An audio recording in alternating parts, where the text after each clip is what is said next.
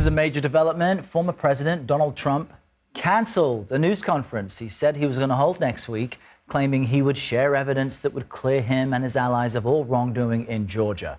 Trump now says his lawyers have asked him to compile those claims into legal filings, and therefore the conference was, quote, no longer necessary.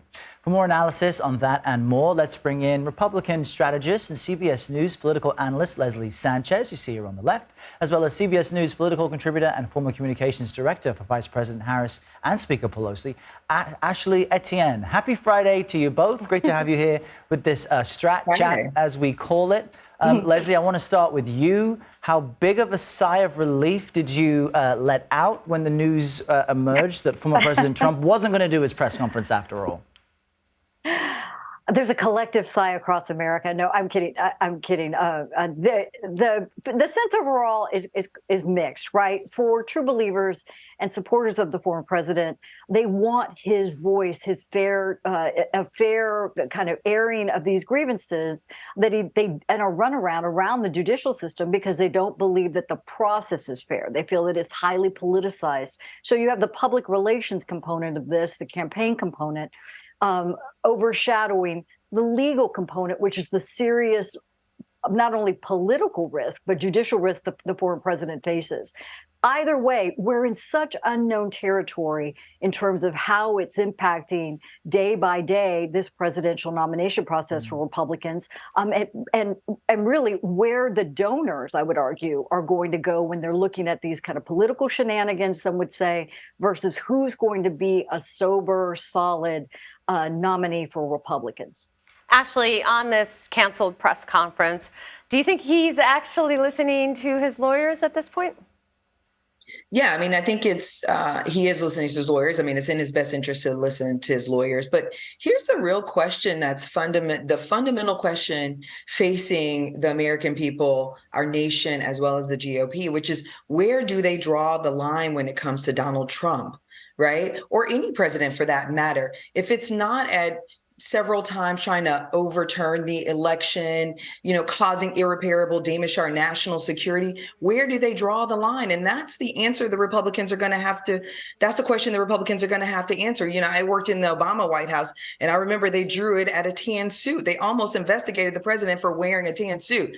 Now you've got former President Trump, who's been indicted 4 times on the most serious of charges in our nation's history, and they continue to capitulate and placate him at the expense of our democracy. So that's the question that these candidates are going to have to answer. I'm excited to see how Pence is going to handle it. I'm excited to see how Christie is going to hold the field accountable to how they've been treating these charges. I mean, it's almost like, it's another day at the park rather than, everything on the line from our democracy to our national security. And Ashley, you bring up a good point because, Leslie, for Republicans, they're going to have a really stark choice to make. While you have a former president, extremely popular, but facing so many indictments, you have now other candidates, Florida Governor Ron DeSantis, Vivek Ramaswamy, who is now jumping in the polls. They'll be possibly on that GOP debate stage next week for the first time in front of some Republican voters. What will you be looking for, I guess, if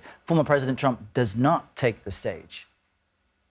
It's not anticipated that he's going to take the stage, though I think anything is possible, right? When it comes to that, I would also include in those names the people that are starting to get attraction is Senator Tim Scott. There's a large number of Republicans jockeying for an opportunity.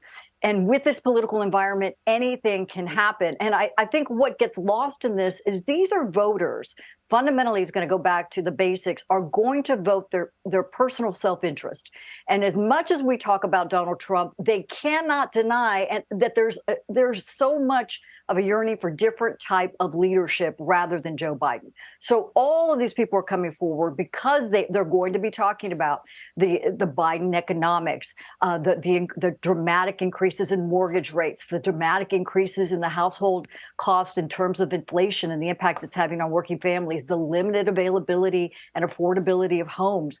All of those economic pressures on families are going to be what resonate. And that's what I think what you're going to hear a lot about is those themes. And if they can get traction on those economic messages, I think people are fundamentally going to start paying attention to that. And that could have a political sway as we get further toward the first caucuses in Iowa. Ashley, a new poll from the Associated Press shows Biden's approval rating on the economy is about 36%, where it's been for the past year and a half or so. This despite lowered inflation. The economy seems to be stabilizing a little bit. So why isn't the number going up? Well, I mean, that's a really fair question. And I think it's a number that's been dogging the Democratic Party for a while and the president for a while. I think the reality is, though, as things are getting better, the average person is not feeling it. They're not feeling that inflation's going down. I mean, gas is still quite high. I mean, everything's more expensive is what we're telling ourselves at this point now. So this number is going to continue to dog the president. But here's the other thing. The president also consistently says, don't compare him to the almighty, compare him to the alternative. And when voters go into, they're banking on the fact that when voters go into the polls, that they will be voting for progress and not for, the alternative, which would be Donald Trump. And we've seen, that even in CBS polls that, the Republican base isn't interested in Donald Trump. They're ready to walk away from him. So although the economic number is bad and is dogging the president, if Donald Trump doesn't make it through the actual primary, that's going to be the nightmare for the Democratic Party. That's for sure. Leslie and Ashley, thank you so much. Thank you.